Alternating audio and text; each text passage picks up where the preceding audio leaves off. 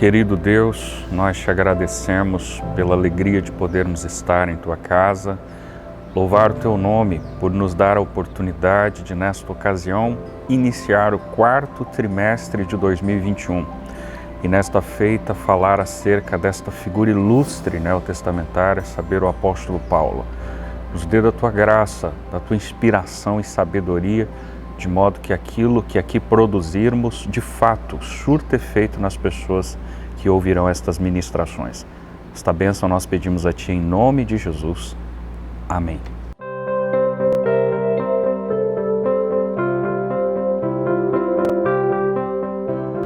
Olá, queridos, paz do Senhor Jesus, que alegria podermos uma vez mais estarmos juntos para dialogarmos o quarto trimestre de 2021. Olha que bênção!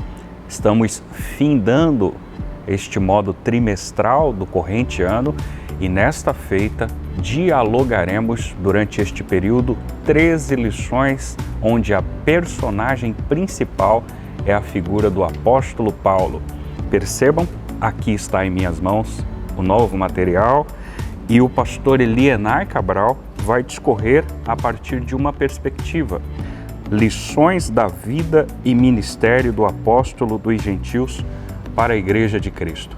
Eu quero lembrar você que está aqui talvez pela primeira ou nas primeiras visitações da nossa página, que nós somos a Igreja Evangélica Assembleia de Deus, Ministério do Belém, no campo de Presidente Prudente, oeste do estado de São Paulo, igreja esta presidida pelo pastor Samuel Padilha de Siqueira. Quero inclusive reforçar que você que ainda não se inscreveu no canal, não perca tempo, corre lá, se inscreva no canal, ative o sino das notificações para que você seja avisado a cada vídeo novo que adentrar esta plataforma, curta e compartilhe isto com muito mais pessoas. Hoje, especialmente, nós vamos introduzir esse material falando sobre o mundo do apóstolo Paulo. Vale destacar, uma vez mais, que a figura que descreve esse material é o pastor Elienay Cabral. O pastor Elienay é escritor, conferencista, consultor doutrinário e teológico da Convenção Geral das Assembleias de Deus no Brasil, a saber, a CGADB, e também da Casa Publicadora das Assembleias de Deus, a CPAD. Note os senhores que, falando sobre essa temática, nós temos como leituras iniciais, a saber, o texto áureo, Atos capítulo 9, versículo 15, onde o escritor discorre: disse-lhe, porém, o Senhor, vai, porque este é para mim um vaso escolhido para levar o meu nome diante dos gentios e dos reis e dos filhos de Israel.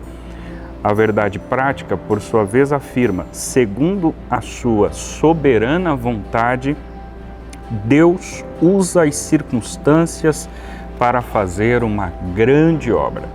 A leitura bíblica em classe está pautada no livro histórico de Atos, capítulo 26, versículos 1 a 7.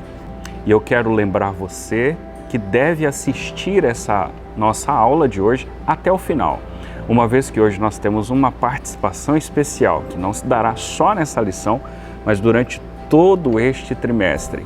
Nós teremos aqui a presença do ilustre amigo presbítero Jorge e você deve ficar até o final para acompanhar essas exposições. No entanto, eu quero convidar para introduzir e apresentar o tópico inicial, falando sobre o mundo de Paulo no Império Romano, meu amigo Júnior Santiago. É contigo, Júnior.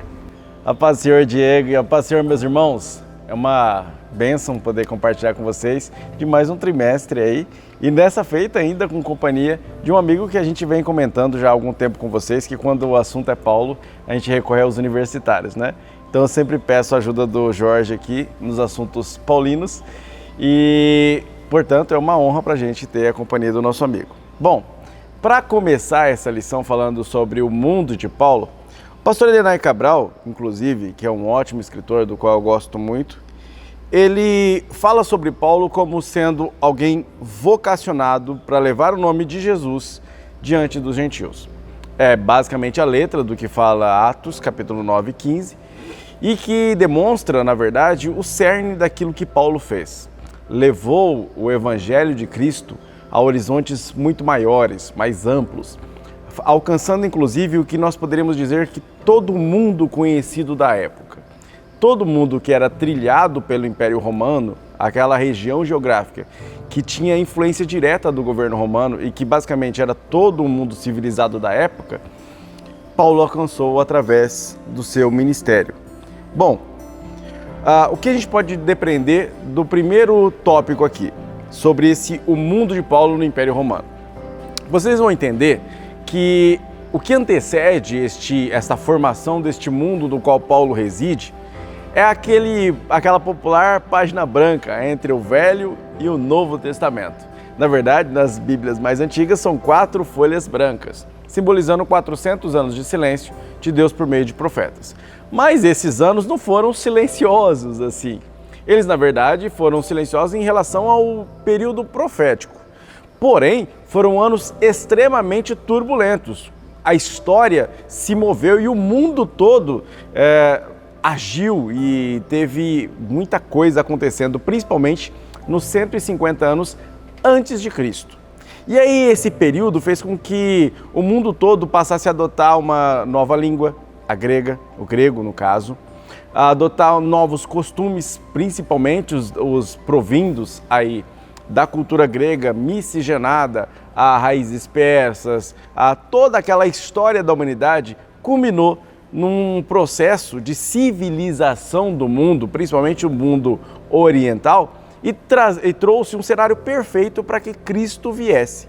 Pois bem, não só Cristo veio neste período, mas também o apóstolo Paulo nasceu neste mesmo mundo, totalmente modificado desde o 2º século antes do nascimento de Cristo. Bom, esse Império Romano, Roma cresce de uma minúscula região do Oriente, começa a crescer, se desenvolve como um império, se torna aí uma potência militar no mundo e passa a governar, ditar as regras naquele pedaço do mundo que era civilizado. Civilizado entre aspas, porque é claro, nós estamos falando aí de um período de centenas de anos atrás, né? Na verdade, mais de 1 milênio atrás. Por isso, é importante nós conversarmos sobre como era a região e aquilo que Paulo encontrou quando nasceu. Bom, Paulo é chamado de Paulo de Tarso, porque vem de uma cidade chamada Tarso, na Cilícia. Tarso era uma região, como o próprio pastor Elianai Cabral diz aqui, era uma região de não tão pouca importância, como usando a frase aí do próprio apóstolo Paulo. Ela era a capital da Cilícia e ficava às margens do rio Cídnus, na Ásia Menor. Na verdade, N.T. Wright vai dizer que, o pastor N.T. Wright vai dizer que ficava a 16 quilômetros junto a esse rio Cídnus, a sudeste do que hoje nós chamamos de Turquia. Paulo seria, então, descender lá diretamente ligado ao que hoje nós chamaríamos de turcos. Ela ficava em grandes rotas comerciais entre o Ocidente e o Oriente. Essa região toda era dividida, na verdade, em algumas províncias.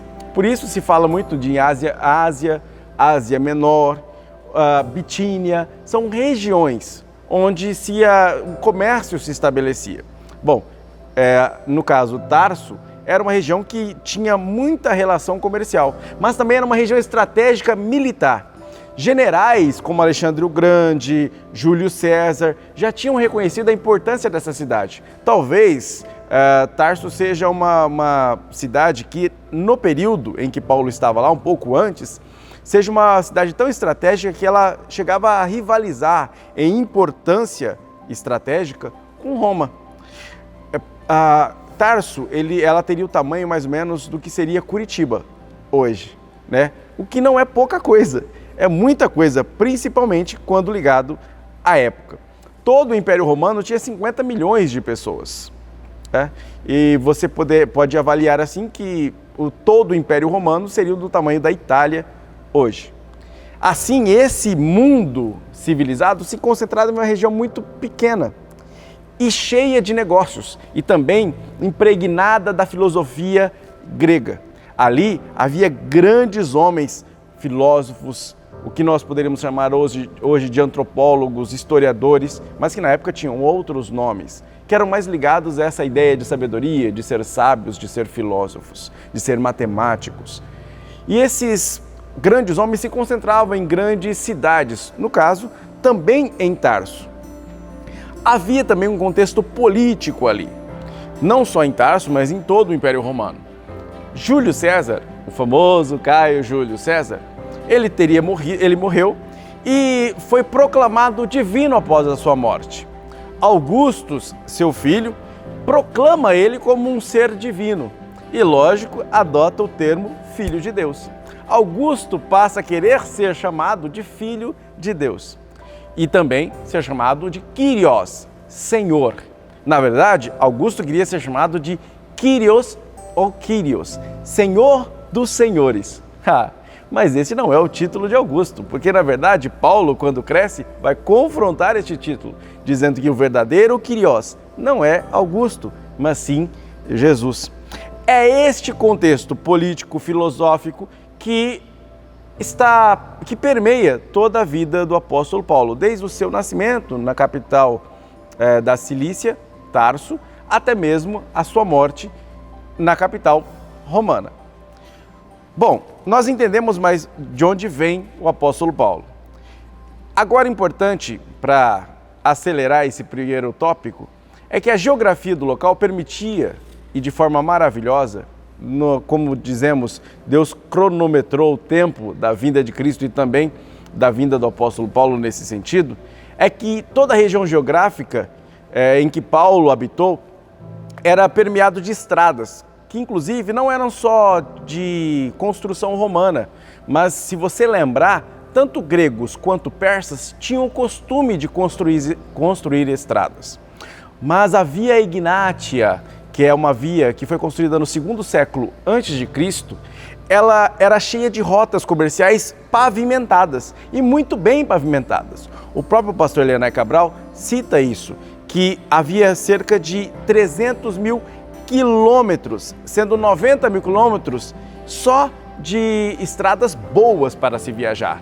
Bom, Paulo utilizou grande parte dessas estradas para proclamar o Evangelho, indo até onde o povo estava, ou seja, Paulo seguiu a Via Egnatia em sua rota, fazendo com que ele aportasse em grandes cidades com um grande fluxo de pessoas. Para quê? Para proclamar o Evangelho de Cristo. Toda a estrutura da malha viária estava preparada para receber o Evangelho de Cristo e se propagar com velocidade. São as oportunidades que o apóstolo Paulo aproveitou nesse tempo. Por fim, para encerrar esse primeiro tópico, cabe dizer que o apóstolo Paulo, tendo nascido em uma região privilegiada, eu costumo brincar que Paulo era playboy, né? Porque não teve uma infância sofrida. Na verdade, talvez a perda da sua mãe um pouco mais cedo, o seu pai sendo alguém rico, tenha dado grandes oportunidades de Paulo estudar, Paulo crescer e Paulo se desenvolver. Portanto, ele não teve uma infância triste. Paulo não tem esse passado. Talvez seja por isso, Diego, que quem sabe assim, Deus tenha dito para ele, olha, Ananias, avisa ele que ele vai sofrer muito por causa do meu nome. No final das contas, Paulo cresceu numa região privilegiada, cercada de gente boa, com todos os privilégios, inclusive a cidadania romana. Porém, ele foi chamado para algo desafiador, romper as barreiras, romper todas as dificuldades e levar Jesus Cristo até os confins da terra, no caso, até nós, gentios. Nós devemos muito a Paulo e vamos falar muito sobre ele nesse trimestre, exatamente por causa da sua missão de ser ministro e testemunha dos gentios, como ele mesmo fala quando estava diante de Agripa. É importante que nós lembremos que o Espírito Santo comissionou Paulo, assim como nos comissiona, para representar a Cristo na terra e levar com o máximo de energia possível, com todo o nosso corpo, alma e espírito, o verdadeiro Evangelho, que não é o anúncio de um Filho de Deus nascendo, com caso Augustus, mas na verdade o verdadeiro Evangelho é o anúncio de que Cristo veio e que Cristo veio fazer com que o mundo todo conhecesse a sua mensagem. Paulo fez isso e nós também somos chamados a fazê-lo. E o próximo tópico vai exatamente falar sobre a cultura que envolvia todo este mundo no qual Paulo nasceu. E aí, Diego, o que temos a falar sobre isso? Tópico 2 vai dialogar com os nossos caríssimos irmãos acerca do mundo cultural de Paulo. Aqui, pastor Elienay Cabral dialoga a partir de 3 perspectivas, de 3 apontamentos, a começar pela língua mundial daqueles dias. Percebam que aqui nós temos uma informação afirmativa proposta pelo pastor Cabral de que a língua mundial daqueles dias era o grego. Mas se faz necessário, muito embora ao lermos a exposição disposta no nosso caderno de exposições, as informações registradas do pastor Elienay, rememorarmos alguns fatos históricos, alguns dos quais o Júnior já colocou nesse primeiro discurso. Eu diria que esse contexto linguístico da época, obtinha em vias de fato uma forte influência grega. E isto se dá ao longo da história pelo estabelecimento, em um dado momento, nesse período intertestamentário, de domínio grego em vias de fato. Nós precisamos, portanto, resgatar pelo menos 3 informações. A começar de um sonho obtido por um líder caldeu, Nabucodonosor, supostamente interpretado pelas mãos do profeta Daniel, onde nós temos a visão de uma estátua que expunha a liderança imperial, desde a cabeça de ouro, peitos e braços de prata e o ventre e as coxas de bronze, bem como as pernas de ferro e os pés, que eram parte de ferro e barro. Aquela figura, em ordem cronológica, representava o domínio caldeu, o domínio medo-persa, os gregos e os romanos. Uma outra informação, agora de fato, de maneira interbíblica nesse período, como o Júnior apontou, período de silêncio, é destacar a figura central do domínio do Império Grego. Nós temos o Alexandre o Grande, que em um período curto, supostamente 33 anos apenas esse sujeito vivera, ele conseguira aculturar o mundo de então aos princípios gregos. E nesse processo de aculturação nós temos inclusive o processo linguístico. E aí justamente você vai encontrar informações históricas muito mais voltadas a um processo chamado de helenização. Isso perdura com a morte de Alexandre, com os chamados diádocos, que são os seguidores, generais que substituem Alexandre nas então províncias. No Egito nós temos a figura dos Ptolomeus e na Síria nós temos a figura dos Seleucidas. Há um apontamento feito pelo teólogo americano Robert Gundry, que ele diz o seguinte no panorama do Novo Testamento. Ele afirma que o idioma grego, naquele contexto, especialmente, se tornou uma língua franca, língua esta utilizada tanto no comércio quanto na diplomacia. No entanto, nós vamos falar muito mais estritamente, haja vista que o primeiro apontamento do nosso material discorre sobre isso. A linguagem falada nas ruas é uma espécie de dialeto construída no exército grego, chamado grego koiné. Agora, uma terceira observação que ainda se restringe a esse primeiro apontamento, a saber, o item 1 do tópico 2, é com relação à conquista do Império Romano. Champlin faz uma observação interessante que possivelmente sucedera em 146, na Batalha de Leucópetra, onde a Grécia passa a ser província romana. E, mesmo com isso, mesmo com o domínio dos romanos, há pouco mais de um século antes de Cristo, percebam os senhores que o grego koiné continua a exercer uma influência mesmo em domínio de território romano. Agora, observem os senhores que o pastor Elienay, ele finaliza esse primeiro item destacando justamente a região de Paulo, de nascimento, de naturalidade. Júnior já observou a região de Tarso, que inclusive sofria uma influência linguística grega absoluta, e um outro apontamento feito pelo pastor Elienay, mais num critério aplicativo, é a importância do uso das principais línguas do mundo. Eu sei que os senhores são sabedores, mas vale ressaltar que aquele dom espiritual elencado por Paulo, escrevendo a sua primeira carta aos Coríntios no capítulo 12, com relação ao dom de variedade de línguas, não é um poliglotismo, né? Muito pelo contrário, são línguas estranhas. Mas se vê aqui na perspectiva do pastor Cabral a necessidade de se conhecer outros idiomas a fim de que se realize missões transculturais. Isto foi exercido pelas mãos de Paulo e foi imprescindível para a obra de evangelização. Mas eu chamo a atenção de vocês para o item 2. Ainda falando desse caráter cultural, perceba que o pastor Elienay discorre sobre o mundo cultural do apóstolo Paulo em vias de fato. Há uma observação da qual carece um pouquinho mais de minúcia feita pelo pastor já nessa primeira afirmação, dizendo que o Império Romano respeitava a diversidade religiosa. Essa permissividade não era tão liberal quanto parece. Eu fiz uma anotação na qual a história extrabíblica mostra que, na realidade, o que se permitia de fato eram religiões autóctones, isto é, nativas, religiões locais, instaladas nas cidades do Império e principalmente em Roma. E o pastor Elienay, ele faz um apontamento interessante, onde ele mostra que de fato existia uma via de mão dupla, uma vez que o Império respeitava a diversidade religiosa desde que se respeitassem os deuses do Império. Observem os senhores que ele elenca aqui alguns deuses, tanto de Roma quanto deuses consideradas divindades orientais, bem como divindades da Ásia Menor. Todas elas estão destacadas aí no nosso material.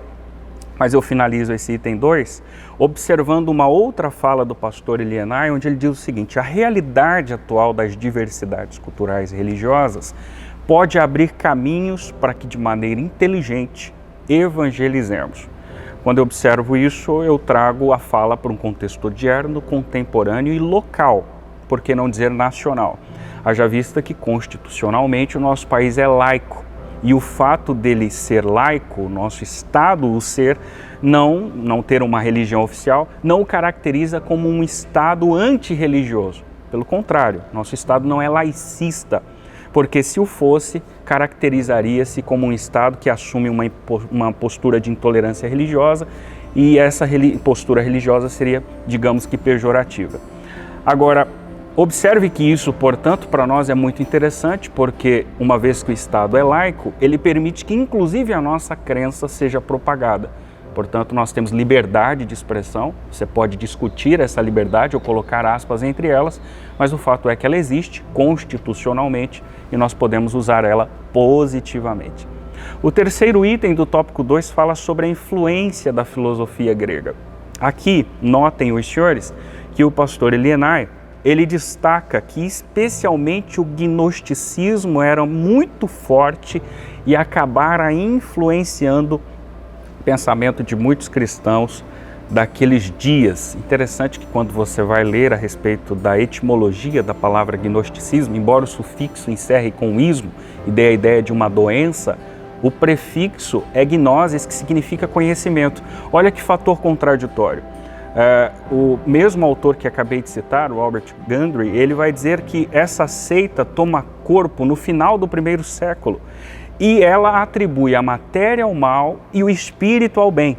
De modo que as crenças, inclusive os primeiros cristãos, Paulo vai disseminar essa ideia muito bem quando ele escreve aos Gálatas especialmente, eles misturavam essa proposta gnóstica com filosofia platônica e isso tudo causava uma espécie de reuniões sincréticas e supersticiosas. Como eu disse, quando Paulo escreve aos Gálatas, ele discursa para os teimosos judeus que se entendiam como cristãos, mas que distorciam as falas do apóstolo, adotando um discurso libertino. E Paulo vai então discutir sobre o que de fato é uma liberdade religiosa. Aliás, ele vai discutir isso no tópico 1, 2, ou por que não dizer capítulo 1, 2. Lá no 5 ele vai fazer um comparativo de obras da carne, fruto do Espírito, enfim, vale a pena você conferir se não o fez. Estes são os apontamentos feitos pelo pastor Elienay Cabral no tópico de número 2, que falara a respeito do critério cultural.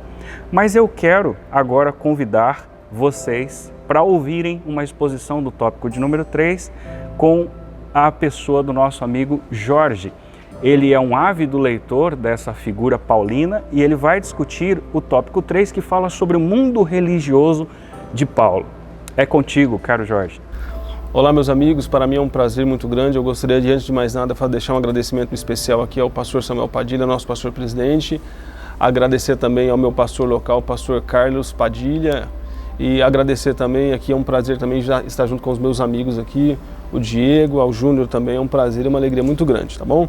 E a gente espera de alguma forma aí contribuir para o reino de Deus. Bom, eu fui incumbido aqui de estar ministrando aqui o terceiro tópico, né? O terceiro tópico tem o título que diz assim, ó, o mundo religioso de Paulo, né? Paulo se identificava como um judeu. Já no início desse tópico, no livro de Atos, capítulo 22 e o versículo número 3, vai nos dizer aqui que o apóstolo Paulo ele está se defendendo de uma certa acusação onde ele havia ali profanado o templo. Quando nós pegamos a nossa Bíblia no livro de Atos e nós pegamos o capítulo 21, o apóstolo Paulo, chegando das suas viagens, ele vai até a cidade de Jerusalém para ali participar da festa de Pentecoste. E quando o apóstolo Paulo chega à cidade, o apóstolo Paulo ele é acusado injustamente de ali profanar o templo e de também introduzir homens gregos dentro do templo, que isso para o judeu era algo totalmente profano. Então o apóstolo Paulo ali ele começa ali a ser acusado de uma forma muito ferrenha, que as pessoas ali queriam de fato mesmo exterminar a vida do apóstolo Paulo, que a Bíblia, inclusive, quando nós pegamos no meio desse capítulo, que o apóstolo Paulo ali ele começa a ser acusado que faz uma grande multidão e tenta ali exterminar com a vida do apóstolo Paulo. Então vamos lá. Aí quando nós chegamos no livro de Atos, capítulo 22 e o versículo 3, Paulo declara a sua fé em Jerusalém diante dos judeus que se opunham à sua mensagem. O apóstolo Paulo se identificava ali como um judeu. O apóstolo Paulo ele vai identificar de onde ele nasceu. Eu nasci na cidade de Tarso, na Cecília. O apóstolo Paulo também identificava também que ele era filho de judeu também, que o seu pai era judeu. O apóstolo Paulo também se identifica como um fariseu zeloso, influente da sinagoga de Tarso, e foi criado como um fariseu mesmo. Vamos lá, ó. Quando nós pegamos já o segundo apontamento aqui, que tem como título assim, Paulo foi criado dentro da fé judaica, Paulo no livro de Filipenses, quando nós pegamos Filipenses no capítulo de número 3 e o versículo número 5, nós já identificamos aqui ó, que o apóstolo Paulo ele faz uma espécie de biografia, onde ele diz assim, olha, eu fui circuncidado no 8º dia, fui um homem zeloso quanto à lei, e ele vai dizer assim, ó, fui circuncidado no 8º dia, pertencente ao povo de Israel, da tribo de Benjamim, verdadeiramente hebreu, quanto à lei um fariseu, quanto ao zelo um perseguidor da igreja, quanto à justiça da lei, irrepreensível. Então o apóstolo Paulo, quando ele se declara ali que ele era da tribo de Benjamim, isso para o judeu na época era algo muito relevante para eles, né? E ele também era como um judeu, um fariseu, também era um homem defensor ali da Torá, que eram os 5 primeiros livros da Bíblia, que eram os livros escritos por Moisés, e era um homem também extremamente zeloso, tá? E também, quando nós pegamos o livro de Gálatas, no capítulo de número 1 e o versículo de número 14, o apóstolo Paulo ele tinha um zelo pela lei tão grande que ele se destacava diante aos demais. Ele era um dos que mais se destacava diante ao zelo que ele tinha pela lei, né?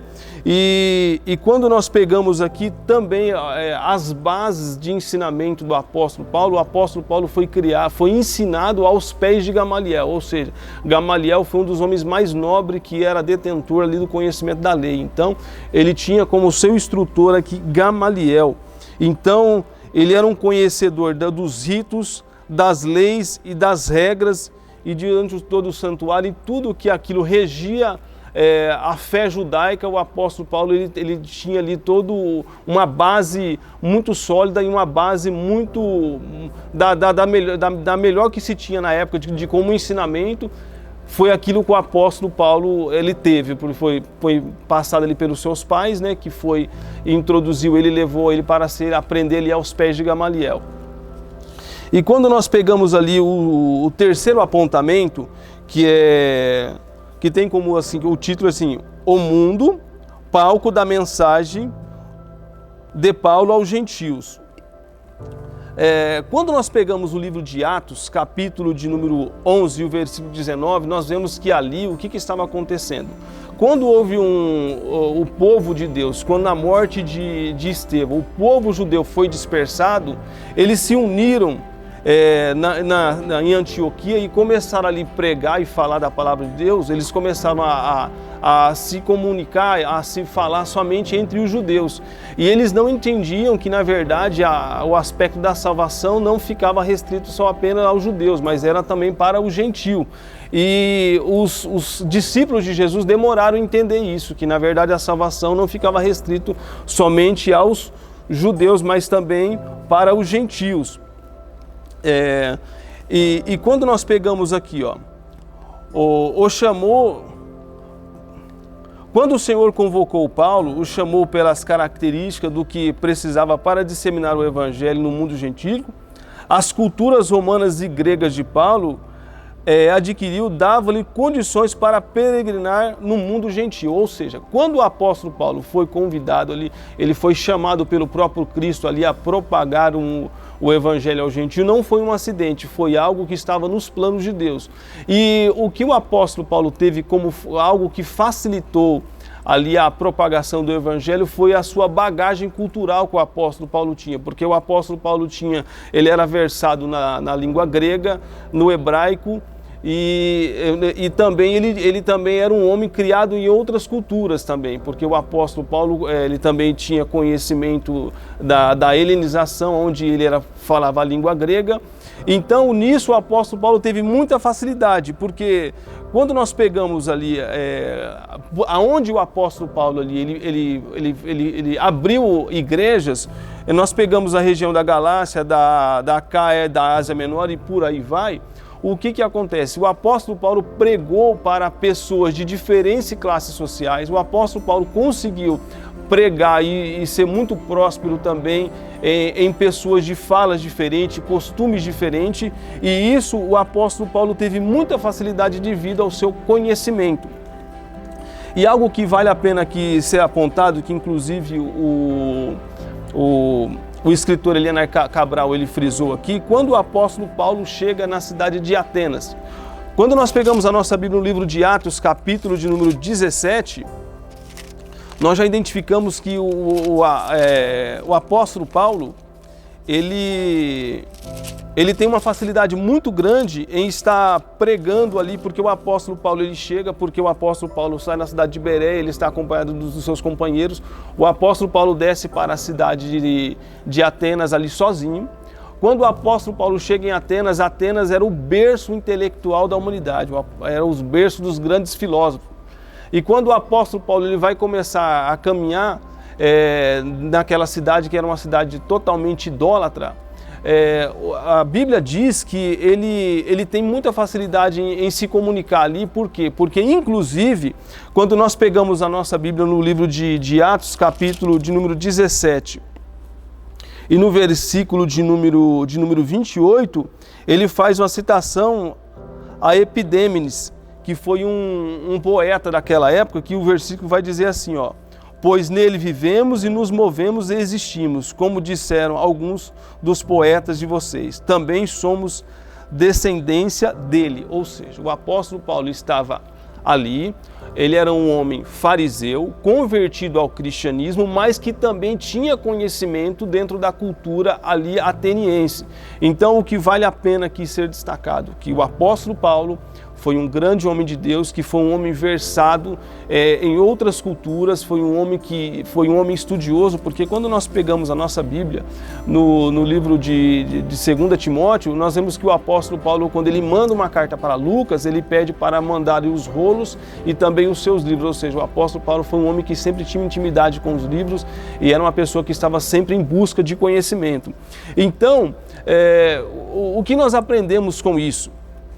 que para que eu e você, como foi feito menção aqui aos meus amigos, ao pastor Diego e ao pastor Júnior também, que possamos também, assim, da mesma forma também, como diz o meu amigo Diego e ao meu amigo Júnior, que fez menção também em relação a ter facilidade, a que possamos aqui buscar estratégias para que possamos pregar o Evangelho.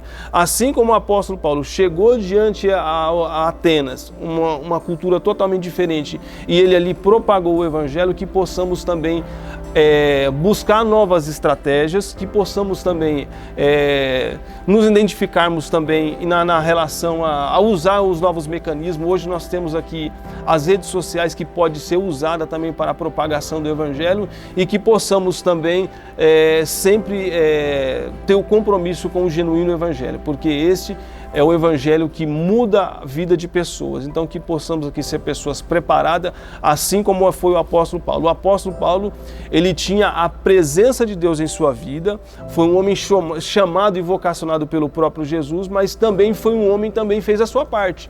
Era um homem também que era uma pessoa estudiosa e que buscava, se esforçava para aprender, e também era um homem de estratégia. Então, que possamos também ter o apóstolo Paulo aí como exemplo também, um homem de estratégias, um homem que buscava o conhecimento. Amém?